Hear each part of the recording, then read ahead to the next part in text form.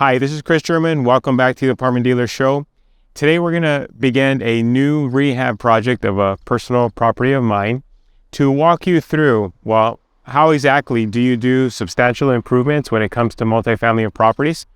What items are we looking to change that add value to the property? And what items are most meaningful when it comes to apartment rehabs that bring in higher rental rates? This property is a little bit more special than some of the others that I've went through, and it's not because it's the largest or even really offers the greatest payout at the end of the road. It's because the house there directly across the corner, I rented once upon a time ago when I was first new to commercial real estate brokerage. And as I was going and coming from home back and forth to the office, I actually saw this property that was owned by another owner at the time. And I always thought, wow, that'd be something nice to own maybe someday down the future. We didn't own any property of our own at that time. I didn't even own our own home. But at any rate, I began to catch the vision. As I was helping landlords like you purchase and sell investment real estate, I thought maybe someday I could own something like this one behind us. And for whatever reason, just given the pride of ownership that it seemed to reflect, it just caught my eye. That year, I actually did buy my first income property. Was not this property. But I just picked this property up about a year ago, happened to come on the market listed. I thought, no, it can't be, and it was. And I called the listing agent and I said, hey, I'm your buyer, let's do a deal. And we were able to secure it. And I didn't buy it purely on sentiment. As you'll see as we go through the project and the numbers, it is for financial gain, of course, that's number one. But it just has that added backstory to it that I thought I'd share with you. But let's go ahead and walk the unit and take a look at what are we going to change about this property. So these units, there's 4 units here.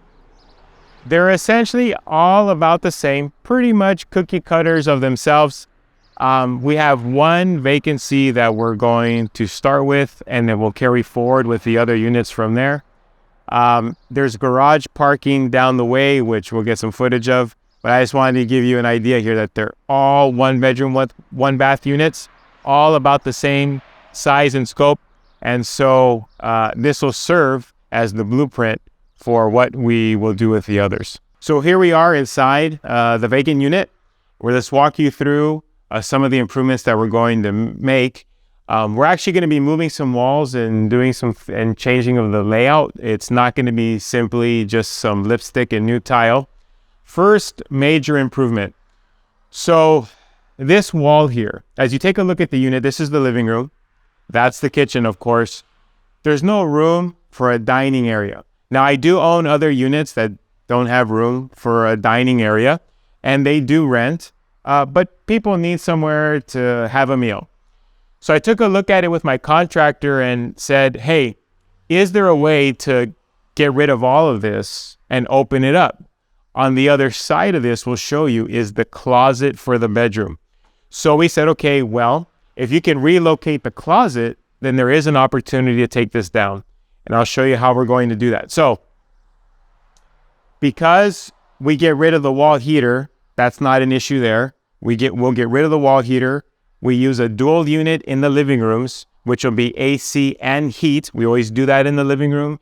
And then in the bedrooms, we put another wall unit, which is only AC, but that eliminates the need for that. This all will get knocked down, and so it essentially will be, this wall will carry through, and it'll be a perfect square, and then they could use this additional area that we've created for a small dining room table, maybe a 4-seater card table. Just enough, it's a 1-bedroom apartment, so just enough for the potential tenant. Of course, we're going to put in recessed lighting. There's no lighting in the ceiling now. We're going to get rid of that ceiling fan because that's an odd area to have the ceiling fan. We may put one where we believe that the dining room table will go, but I'm going to want to see how does the space look first. Once they demo this and frame it out, then I'll get a sense of, well, do we think we need a ceiling fan there? Recessed lighting. We're going to redo all the electrical, including the sub panel. And you'll see why here in a second. Old, dated sub panel. So we're going to do a new sub panel. Then, of course, we're going to update the switches, plugs, all to Decora, give it a modern style, a modern feel. Carpet is gone. Carpet is of the old days. I guess there's some argument to be made that it's coming back. But for the longevity of the unit, cleanup, maintenance, expense, we put down tile. Now this unit is on raised foundation. So since we're on raised foundation and not slab, the tile work's going to be a little bit more costly because we have to put hardy backer underneath the tile. So that adds a little bit more cost to the work. But when we go to do the plumbing, it makes our life easier because there's an actual crawl space. So with that, obviously, that I mentioned that because we're going to be updating all the plumbing to copper. You do have a choice when updating the plumbing. You can go copper, you can go plastic, PEX pipe. I prefer copper. There's an argument to be made for both. I'm just a copper guy. I use copper. I've used copper in probably 90% of our projects. The times that I have used PEX, I regret it. So I still continue to use copper. And the thing to know about copper is there is two types. One's thicker than the other. And you want to check with your contractor that he's using the thick stuff. It doesn't cost that much more. The contractor probably would like to use the thin stuff because then he can bill you as if he's using the thick stuff and make a little bit more profit. But you want to make sure you use the thick stuff because I have sold several apartment buildings for clients where the buildings were replumbed to copper, but it was the thin stuff and they had these pinhole size leaks everywhere throughout their buildings. It becomes a problem over time. Here in California, especially Southern California, we have hard water. So from what I'm told, the chemicals in the water just eat away at the copper. You want to go with the thick stuff or you could have issues down the road. Now, as we head into the kitchen, the layout is going to stay about the same. There's not a lot that you can do here, just given the size. What we did discover is that if they did have stackable washer and dryer units, apparently, but the door, when I did my inspection to purchase the property, you couldn't open the door all the way. So I asked the contractor, well, what can we do? Because that's just nonsense. That looks like you half did a job. So in order to get the door to be able to open all the way, you have to move the door over. You don't have to move it a lot. We measured it out, but we are going to slide the rear entry door down a bit. I believe just enough past this switch. And so we just have to relocate this switch. But that gives it just enough space to be able to open, maybe not completely, but a lot better than what it does now, so that the stackable washer and dryer can go here. Then, of course, we'll have our stove. We'll go with a microwave over the stove. It'll be vented. See, it appears to have a vent now. Who knows if it just goes to the attic and it's throwing all the hot air and grease into the attic, or if it actually vents outside. If it doesn't vent outside, we will tell the contractor to do so. And then our refrigerator will go there. Spinning around, we were trying to figure out, okay, well, if you're a tenant, you're in a one-bedroom apartment, what do you need more of? You need counter space, right? Me and my family, we cook at home a lot, and so maybe we're just weird in that way. But if it was me, rather than having this pantry, we want to extend the counter space all the way down and then just hang another cabinet above. So that's, the one change, if you will, that's going to happen on this side of things, is that'll carry down. We'll add a garbage disposal. Of course, we're going to rip out all the cabinetry and the countertops and the tile. Windows are in fairly good shape, but we're going to get rid of the trim. The trim just dates it. So we want something that's modern and sleek, clean lines. That'll all go. That was appropriate. Once upon a time, I did that in my units, a decade ago, but now that's just really not the trend. We never add dishwashers. The way I look at it is that's one more appliance that I would have to repair. Of course, if you own units in some more upscale communities, then maybe you have no choice but to offer a dishwasher. We do not offer dishwashers in our units. We do provide the stove. We do provide the microwave. We do not provide the refrigerators, just because, again, I don't want those additional calls. Most individuals have their own refrigerators. And oftentimes, even though we're supplying a brand new stove, they'll say, well, we already have our own. Can we bring ours? And we tell them, no, sorry, you've got to sell it, store it, and do something, because I don't want you moving our appliance. Let's go ahead and head towards the hallway and towards the bathroom. I already mentioned we're getting rid of the wall heater. I'm going to step to the side so Matt, my cameraman, can give you a shot before I start explaining. So I mentioned we have to relocate the closet for the bedroom. How do we do that? Well, so in this first cabinet behind door number 1 here, we have the water heater. So we had a discussion, should we go tankless? And we explored that. Okay, if we go tankless, we gain this space. What would the space become? It becomes cabinet space. But where do you put the tankless water heater? Well, you could put it up top here and vent it. They do have that kind. Then we analyzed the expense. Bottom line, we said, you know what? Let's just leave the water heater here. We're going to redo the cabinetry for it. Let's buy a new water heater, but let's go with a traditional water heater. In this case, there's not much gain for the added expense of going tankless versus some of the other units where, because of where it was located, we needed that space to reconfigure a unit. In this case, we don't need it. A word that I'll share about water heaters, a word to the wise.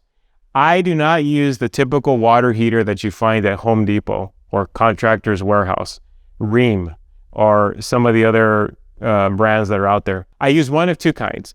I use Bradford White or A.O. Smith. They're contractor grade. They are much more heavy duty. We don't have to replace the electronic mechanisms and so forth on them like we do with the Rheems and some others that we've tried. They cost not quite double, maybe a 50% more than the cheap stuff you can find at a local hardware store, but it definitely is worth the added money. What does Chris try to achieve? What I try to achieve is a couple things. Number one, a unit that I would want to live in myself. My wife and I, when we first got married, we started as tenants. So it's important to us that the unit that we offer for someone to live in, it's something that we would want to live in. I think landlords that are slumlords are doing the whole industry a disservice, and that's why we have all the politicians and everybody on our back right now, because of the living conditions, arguably, that are just beneath what is healthy, for individuals. I'm not pontificating. I'm just saying that with that philosophy of offering a unit that you would want to live in, well, what are the byproducts of that? Number one, we have a far superior tenant base because we get our pick of the litter. Tenants like the fact that, wow, this is a unit that will show pride of ownership by the time we're done. We get very good tenants. Number two, we get rental rates that are above market. So it's cash flow. It's cash flow driven. So I just share that now so you can understand. As I contemplate each thing that we fix in a unit, that we rehab, that we upgrade, does it equate to better livable conditions for the tenant, which means a better tenant base who in the end will pay us a higher rental rate? I think it's a winning formula for success. Okay, the rest of the cabinetry. So now, what we're going to do is, by eliminating the bedroom, the closet that's in the bedroom, we're actually going to make this the closet. So we're going to, of course, tear all this out, and we're going to go floor to ceiling closet space with a mirrored closet space with a double shelf, right? So they have that much more area to hang clothes. I should say a double clothes rod, with a shelf above to stack your shoes and what have you. And this will be ample space, closet space, for a one bedroom. And by doing so, we gained the dining room area. Remember, so I believe that a tenant's going to say, you know what? Rather than a couple of these drawers and this linen closet, they would rather have a dining space So that's the direction we're going. Now, if we go into the bedroom, so this is the closet that we're eliminating. And obviously, given the age and vintage of the apartment, this is very typical where you have the closet space below, the doors that open above. Anyways, that's all going to get eliminated. This will be a solid wall by the time we're done. And then through here, we're going to bring it up to code. So you have to have a plug every so many feet. I forget how many feet, and that's why I have a contractor, but there's clearly not enough plugs in this room. And so we're going to do that. This will all be tiled, recessed lighting. That AC unit, whether it works or not, is no concern to me, because to me, I'm going to go with a larger unit and a more upgraded brand that'll last us for some time. So that'll get changed out. You know, these doors do have some character to them. There would be an option, you know, rather than the 6-panel doors. I've used 6-panel doors, the typical door you find at Home Depot, for a long time. They're just very plain Jane at this point. This actually has some character, and you see a lot more people bringing this type of stuff back. But rather than paying the painter to sand it and paint it, maybe we're not happy with the final product. They literally have something very similar now at the store that you can purchase that are only a few bucks more than the 6-panel doors. So we're going to upgrade the doors as well. We'll take a look at the sub panel, which is here, and I'll have Matt take a shot of this for us. But this is why we need to upgrade the sub panel. There's clearly not enough circuits. That's clearly out of date. That's not going to work for our means. While I'm thinking about it, we're going to hardwire the smoke detector, carbon monoxide detector. So here in California, I don't know where the law is where you are, but here in California, you need a smoke detector in the bedroom, you need one in the hallway, and you need a carbon monoxide detector in the unit. We buy the combo units. And now, given California law, those units are sealed, so the battery is sealed within them. So they're hardwired, plus they have a battery that's sealed. We do that just because, again, while we're digging into the electrical, we're swapping all the wiring out for Romex anyhow. We just always have done that in our units. To the bathroom. Now, this bathroom is a funky setup because you literally, you know, you could be sitting on the toilet and shaving, right? That's not really what you want to do. So my contractor and I took a look at this and said, okay, well, it's not all that much, not, you know, very large space. You have a window here that faces the street that we don't want to close because that'll change the curb appeal of the front of the property. I wish this was on the back side of the property. I would have then sealed that window. It would have made my life a lot easier to reconfigure this. So to keep the window, this is still being deliberated, but what we believe the final layout is going to be is we're going to have a stand-alone shower, maybe about 40 inches or so. Then we're going to have the toilet, and then we're going to have a small vanity so that everything is on one wall, and it opens up this space here just to have more space for the tenant. That's about the best lineup we've come up with, as opposed to having the toilet right across from the vanity. We'll see as we dig into this, as we sketch it. Once we do the demo and we really sketch out, okay, here's going to be the layout, here's what it potentially is going to look like. Maybe that changes. We will see. Nonetheless, we're going to fully tile that shower, at least the back wall and the or the side walls, I should say. The shower pan. The tile will of course be changed out. Recessed lighting.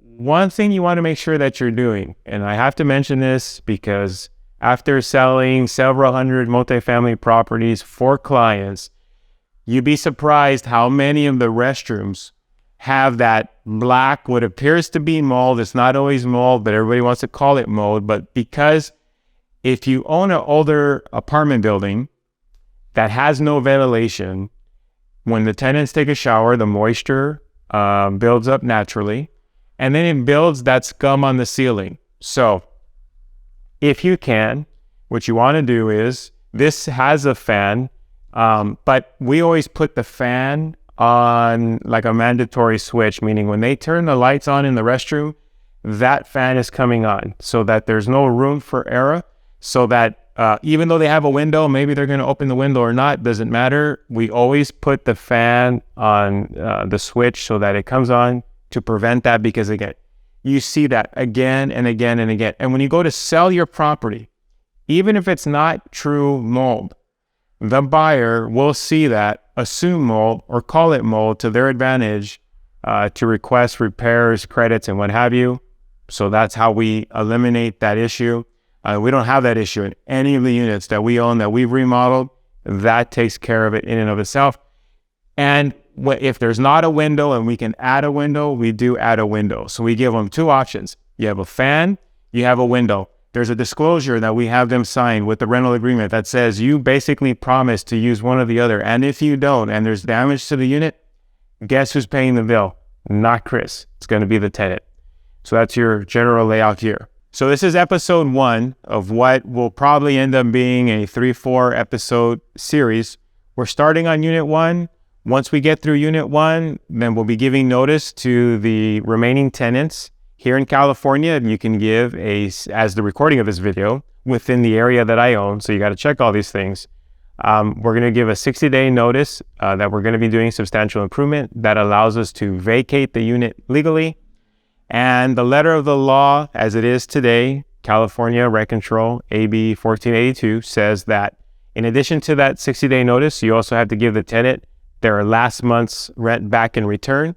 That assumes they paid those 2 months of that 60-day period. And hopefully they go quietly. You never know. There's been times where we offer some money for tenants to go, other times not. Just depends. Every situation is different. But that's our plans here, to go from one unit to the next, get these units rehabbed, bring the rents above market, and then enjoy the cash flow. So that's where we are now. I hope you find this helpful. Stay tuned for the additional episodes as we begin the demolition, we begin the construction, and then probably what you're going to be most curious as to is what are the final financials? How much does Chris end up spending for the rehab? What's the final rental rate? Was it worth all the rigmarole of spending, a little bit more on the finished materials and what have you, and the dining room area and all that good stuff? Was it worth it in the end? Did it really provide a positive financial as the end result? Chris German from the Apartment Dealer, wishing you positive cash flow, tenants who behave, and much protection from Uncle Sam. Till next time.